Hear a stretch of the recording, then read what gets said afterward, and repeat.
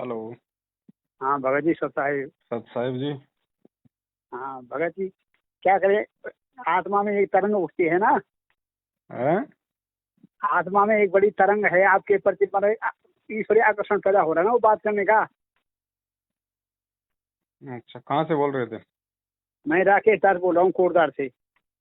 भगत जी, आपकी समस्या बहुत तगड़ी है, तो क्या करें अब? नहीं, एक तरंग है भगत जी, एक ईश्वरीय तरंग है ना, वो पैदा होती है ना। देखो, समय ज्यादा नहीं, आप जी बताइए क्या बात है, थोड़ा शॉर्ट में बताने का प्रयास आ- करें।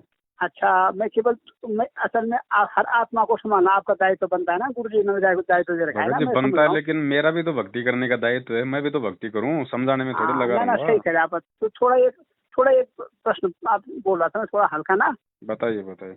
हाँ, वैसे भगत जी मैं समझ रहा हूँ ना सारा वो, मतलब मैं जगत के दर्शन में समझ रहा हूँ, भगत के दर्शन समझ रहा हूँ, लेकिन थोड़ा मेरी शंकाओं का समाधान करना आपका कर्तव्य बन रहा है ना, बताओ परमेश्वर के बताओ अनुसार ना। बताओ बताओ बताओ। हाँ, क्योंकि मैंने जो है आपका दर्शन भी पढ़ा, परमेश्वर का दर्शन, कबीर दर्शन सब पढ़े ना। जी।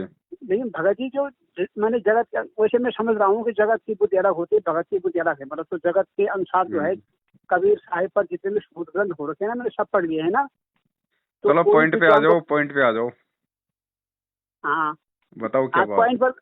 अच्छा, पॉइंट पर एक पॉइंट मेरे दिमाग में भगत ये आ रहा है कि हम जो स्वतंत्र चिंतन जब कर रहे हैं ना, ये वो हम इस समय जो है हमारा देश सेकुलर है ना, हम चिंतन की हमको चिंतन की स्वतंत्रता है। मतलब हिंदू धर्म के अनुसार, मतलब हम्म हिंदुत्व में ना, हिंदू प्रधान देश है ना ये। हम्म लेकिन अगर जैसे इस्लामी ताकत हावी हो जाएंगे तो हमको चिंतन नहीं कर पाएंगे। मतलब वहाँ तो ये एक ही तरीका है ईश्वर को प्राप्त करने का ना। हम्म तो क्योंकि मैं थोड़ा जनसंघ RSS से जुड़ा हुआ ना, बौद्धिक रूप से, विचार से ना, तो बौद्धिक रूप से। हम्म तो मैं ये इसको अपना कर्तव्य समझता हूँ कि मैं अभी ये सोच रहा हूँ कि माना कि अगर इस्लामी ताकत आ गई मतलब संसार में, तो वो हम्म तो चिंतन नहीं करने देगी। ये हम्म चिंतन तो तभी तक है ना जब तक हम यहाँ है, सेकुलर है, मतलब जब तक चिंतन करने की आजादी है। हम्म अब जैसे ही इस्लामी साम्राज्यवाद हो जाएगा तो ये धारा, मतलब इसमें प्रतिबंध लग जाएगा, हम चिंतन नहीं कर पाएंगे दूसरा। तो हम्म कभी ये सोच रहा हूँ कि परमात्मा को स्वयं करना नहीं, 1000 साल में परमात्मा को स्वयं नहीं करना, और सब चीज का मतलब रास्ता हम्म खुद साफ करना है ना। और कभी कभार में ये बात आ रही है परमात्मा ने हमको बुद्धि रखी है, तो परमात्मा ने हमको निमित्त बना रखा है, तो क्यों ना इस्लामी ताकतों से भी मतलब जो है संघर्ष किया जाए। और देखो ऐसा मतलब है, हाँ ना तो अब यहाँ पे कोई इस्लामी साम्राज्य आने वाला, ना कोई ईसाई साम्राज्य आने वाला, ना कोई हिंदू साम्राज्य आने वाला है। जी परमात्मा धरती पे आ चुका है, अब तो मानव धर्मी आत्मा होंगी हर जगह। ये जी जी सब जी कुछ हो सकता था, मारकाट होती, सब कुछ होता और होगा। ऐसी जी बात जी। नहीं कि होगा नहीं। काल हाँ ने हाँ अपनी जो योजना बना रखी है, वो अपनी योजना को अंतिम रूप जरूर देगा, अपनी कोशिश जरूर करेगा। जी जी लेकिन जी। परमात्मा धरती पे है, वो कोशिशों को सफल नहीं होने देगा। अच्छा अच्छा, यहाँ जी हाँ जी हाँ। परमात्मा यहाँ पे सत ज्ञान को कायम करने के लिए आया है, सत का राज हाँ कायम जी करने के लिए आया है। इस पृथ्वी जी को जी। 1000 वर्ष के लिए सतयुग बनाने आया है। अच्छा अच्छा। तो काल का बाप है ये, काल की हाँ कोशिश जी। जरूर वो अपनी कोशिश करेगा, लेकिन सफल नहीं होगा। जी सफलता जी जी। अंत में परमेश्वर को ही मिलेगी, हाँ जी हाँ जी। क्योंकि सफलता परमेश्वर की दासी होती है। जी जी जी। ठीक है, तो ये फालतू के जो वहम है, जो चिंताएं हैं, ये सतगुरु के भगत होके दिलो दिमाग से निकाल दो। समस्या जी जी जी। जरूर आएंगी कुछ समय के लिए, क्योंकि परमात्मा हमें भी आभास करवाएगा। यदि मैं पृथ्वी पे ना आता तो देखो तुम किस कदर इन शैतानी ताकतों के अधीन होके, और तुम अपना जीवन जीना भी तुम्हारे लिए दुश्वार हो जाता, भक्ति तो बहुत दूर की बात है। तो महसूस हाँ जी हाँ जी। परमात्मा जरूर करवाएगा। जब जगत पे जी संकट जी। आएगा तो भगत भी उससे अछूता नहीं रहता। हाँ जी हाँ लेकिन जी। भगत की रक्षा परमात्मा अवश्य करेगा, जो मर्यादित है, जिसको जी अपने गुरु पे जिसको विश्वास होगा। जी जी जी। आगे बताओ। नहीं भगत जी, इसमें मैं ये सोच रहा था कि परमात्मा का हमारे लिए आदेश भी है ना, एक हमको बुद्धि दे के आदेश दे रखा है ना कि हम उन इस्लामी जो विचारधारा है उसके खिलाफ एक दूसरी विचारधारा खड़ा करें। मतलब अब एक आप इस विचार। इस्लामी विचारधारा के खिलाफ खड़े होगे, आपके दो थप्पड़ मारेंगे, आप ना तो खाट से उठ पाओगे। हाँ आप क्या इनका वो विरोध करोगे, मुझे ये बताओ। आप अपने घर में तो अपने घर वालों का विरोध कर नहीं पा रहे, ढंग से भक्ति नहीं कर पा रहे, इस्लामी हाँ हाँ हाँ। विचारधारा का आप क्या विरोध करोगे? परमात्मा ने बता दिया, जितना जरूरी था उतना ज्ञान इस्लाम के ऊपर, ईसाई धर्म के ऊपर दे दिया परमात्मा ने। अब जो अच्छी अच्छा अच्छा। आत्मा होगी, जिसने जिसने उन धर्मों से बाहर निकल के आना होगा, जो अच्छी आत्माएं होंगी वो आ जाएंगी। और जो नहीं हाँ आएगा उसके लिए परमात्मा हाँ। ने बोल ही रखा है, भविष्यवाणी हो रखी है कि मुसलमान और ईसाई तो आपस में लड़के कट के ही समाप्त हो जाएंगे ज्यादातर। जी और जो थोड़े जी बहुत जी जो जी। बचेंगे वो परमात्मा की भक्ति को अपनाएंगे। हाँ हाँ। तो आप टेंशन ना करो, सारा सिस्टम परमात्मा ने पहले से सेट कर रखा है। अच्छा अच्छा। और बताओ। नहीं भगत जी, ऐसा नहीं होता कि साहित्य सृजन के द्वारा और पत्रकारिता के द्वारा, लेखन कार्य के तो आप द्वारा कर लो, क्या एक दिक्कत है? कोई मना थोड़ी कर रहा है गुरु जी, वो आपका हाथ थोड़ी पकड़ रहे हैं। आप पत्रकारिता के द्वारा, लेखन के द्वारा करो प्रचार, किसने मना किया? हाँ हाँ हाँ फिर इसमें पूछने की जरूरत क्या है भाई? आपके अंदर अगर कोई हुनर है तो अपना हुनर काम में लो, हाँ करो कोशिश, बना दो सबको भगत अगर बन जाए तो। और हाँ। बताओ, क्योंकि आगे बताओ, मैं तीसरा सवाल बताओ। हाँ, तो एक सवाल ये भी है भगत जी कि मैंने एक जो शोध ग्रंथ पढ़े हैं ना, एक किताब है कबीर पंथ पर पुराणों का प्रभाव। जैसे जो पौराणिक कथाएं हैं ना, कबीर पंथ में भी नई नई रूप में आ गई है। कबीर और पंथ एक पे किसी का प्रभाव नहीं है, ना होगा, और जितना हो चुका है वो भी धीरे धीरे समाप्त हो जाएगा। कबीर पंथ पे जी केवल कबीर का ही प्रभाव होगा और कबीर के भक्तों का प्रभाव होगा, दूसरों का नहीं होगा अब। तो ये भी नहीं, फालतू जिन्होंने की टेंशन है, जिन्होंने दिलो दिमाग पीएचडी से कर रखी है निकाल ना इस दो। पर, जिन्होंने कबीर कबीर की पर जो ग्रंथ लिखे हुए हैं ना यूनिवर्सिटी में, जो पीएचडी कर रखी है ना कबीर पर, वो मैंने वो ग्रंथ पढ़ लिए ना बहुत। कबीर पर बहुत ज्यादा डॉक्टरेट हो रखी है, थीसिस लिखी गई है विद्वानों की। हम्म। मतलब जगत के विद्वान जो है ना, जगत के भगत के विद्वान नहीं, जगत के जो है। जगत कोई विद्वान नहीं होता, जगत कभी विद्वान नहीं होता है, उसको खाली अक्षर ज्ञान होता है, ऊटपटांग की बातें उसके दिमाग में होती हैं। उसको हाँ विद्वान जी नहीं हाँ कह जी। सकते जगत को। विद्वान वो होता है जिसको भक्ति का ज्ञान होता है, जिसको शास्त्रों हाँ की हाँ सत्यता का ज्ञान होता है, और वो विद्वान केवल परम पूज्य सतगुरु रामपाल जी महाराज हैं, बाकी सब अविद्वान है। हाँ हाँ। नहीं, वो तो ये तो मैं भी सोच रहा हूँ ना, ये तो मैंने भी यही विचार है। मैं तो केवल आपके सामने शंका जाहिर कर रहा हूँ ना। उसमें एक का लिखा हुआ है कबीर पर, कबीर जैसे जैसे कबीर पंथ में जो है पुराणों का प्रभाव, जैसे कथाएं हैं नए रूप में कोई कर दी बात नहीं, गई हो हैं। जाने दो प्रभाव। कबीर सागर हमारे लिए कोई ज्यादा महत्वता नहीं रखता है। कबीर सागर में मिलावट हो चुकी है, उसके बाद परमात्मा ने गरीबदास जी महाराज जी के रूप में आके सतग्रंथ साहिब की रचना कर दी।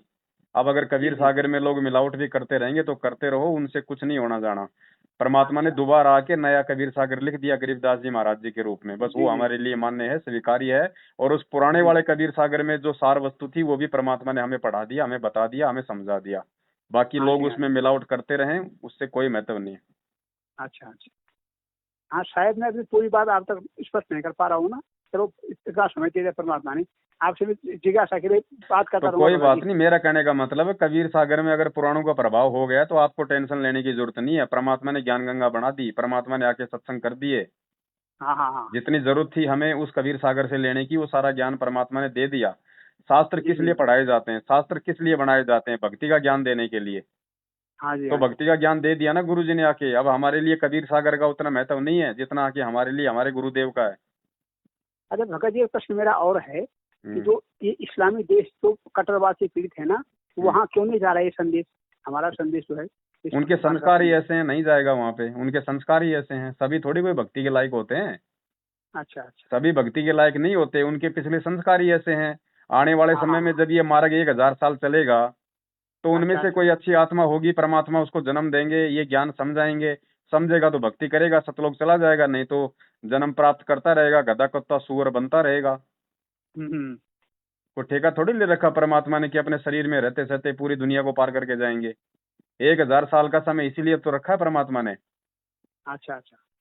ज्यादातर तो अभी समाप्त हो लेंगे, मुसलमान और ईसाई तो आपस में कट कट के ही। हाँ हाँ। थोड़े बहुत बचेंगे, वो ईसाई परमात्मा ईसाई की में भी भक्ति यही को है ना स्वीकार कि कर भाई लेंगे। तरीका। हाँ हाँ हाँ। तो फिर टेंशन काहे को हो रही है? ईसाई में भी यही है कि भाई ईश्वर तक पहुंचने का रास्ता एक ही ईसा मसीह, और नहीं है। केवल यही ऐसा है कि आप सब चिंतन कर सकते हैं। भाई कभी देखो, ऐसा ऐसा होता है है ना, कभी।